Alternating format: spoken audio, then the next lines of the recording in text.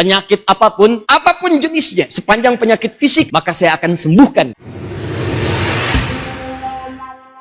Wa nunazzilu minal Qur'ani, kami turunkan semua ayat-ayat Quran punya keistimewaan. Di antara keistimewaan itu, ma huwa syifaun, ada ayat yang bisa digunakan sebagai obat.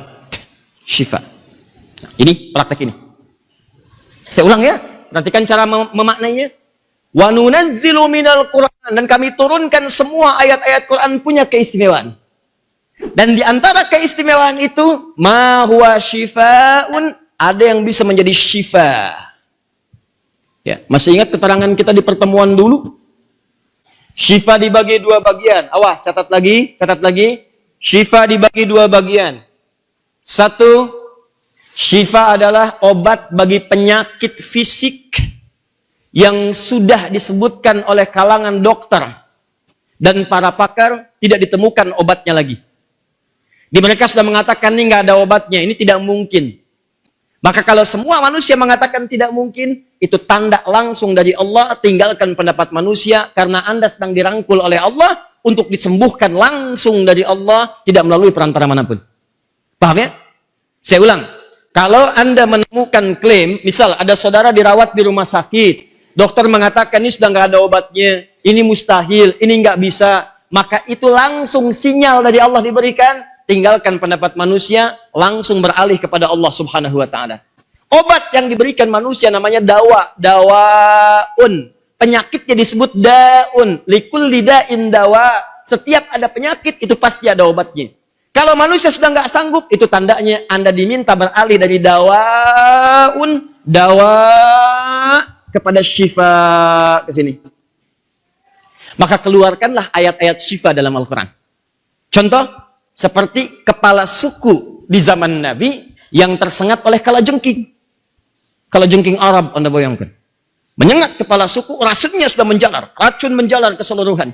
Dan tabib pada saat itu sudah mengatakan, kami nggak bisa, kami menyerah. Maka saat menyerah itulah kemudian bagian dari anggota masyarakatnya menemui sekalangan sahabat dan disampaikan pada mereka kisahnya. Kata sementara sahabat mengangkat tangannya, insya Allah, dengan izin Allah Subhanahu wa Ta'ala. Dia tidak mengatakan bisa sembuh. Karena itu adab bagi seorang dokter muslim mesti beda. Dokter muslim itu ketika akan menyembuhkan dengan izin Allah seseorang, jangan katakan pasti sembuh, bisa sembuh, tidak. Katakan sebagai adab, insya Allah disembuhkan oleh Allah Subhanahu wa Ta'ala. Jelas ya? Awas, ingat kaidah ini ya. Jika Anda melampaui sesuatu ketentuan Allah, maka Allah akan tinggalkan diri Anda dan berpindah kepada ketentuan yang lain. Contoh, kata Allah, kesembuhan ada di saya. Saya titipkan di tangan para dokter.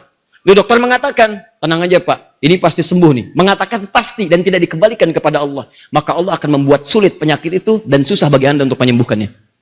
Maka kembalikan kepada pemilik kesembuhan itu, katakan, insya Allah, jika Allah berkehendak, Bapak bisa sembuh.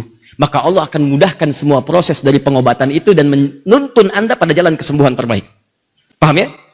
Baik, teruskan. Lihat sini. Maka apa yang terjadi? Obat itu racikan manusia sudah tidak mempan. Datang kalangan sahabat ini, membacakanlah ayat-ayat syifa. Apa yang dibacakan? Pada saat itu dibacakan Al-Fatihah. Sekali baca. Dibacakan sekali baca, tanpa diulang-ulang, tanpa perantara apapun. Begitu dibacakan, sembuh seketika. Ini yang disebut dengan kalimat syifa. Tapi ingat, ujung ayatnya mengatakan, tidak semua orang beriman bisa melakukan ini. Tidak semua muslim bisa melakukan ini. Ada kuncinya. Kunci ini Anda dapatkan, Anda bisa melakukannya. Karena itu, maaf, ada orang sekarang sakit, dibacakan Al-Fatihah. Orang dulu sekali baca bisa sembuh tanpa apapun. Orang sekarang ribuan kali tidak sembuh-sembuh. Yang ada nambah penyakit. Apa yang salah? Apakah Al-Fatihahnya atau cara membacanya? Itu sudah kami jelaskan di pertemuan yang sebelumnya. Silahkan Anda cek lagi. Ada ayat-ayat yang langsung mengatakan begini, kata Allah. Hei, penyakit apapun jenisnya, sepanjang penyakit fisik, dokter mengatakan nggak bisa, maka saya akan sembuhkan ketika Anda mengamalkan amalan di ayat ini seperti Nabi Ayub pernah mengamalkannya. Nabi Ayub pernah diuji oleh Allah dengan penyakit yang disebutkan sepakat para ulama, ahli tafsir, ahli sejarah. Ini penyakit belum pernah diderita oleh orang sebelum Ayub dan tidak akan pernah dirasakan oleh orang setelah Ayub.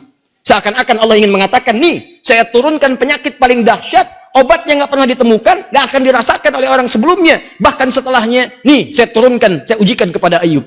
Dan Ayub mengamalkan amalan. Begitu diamalkan, sembuh Nabi Ayub.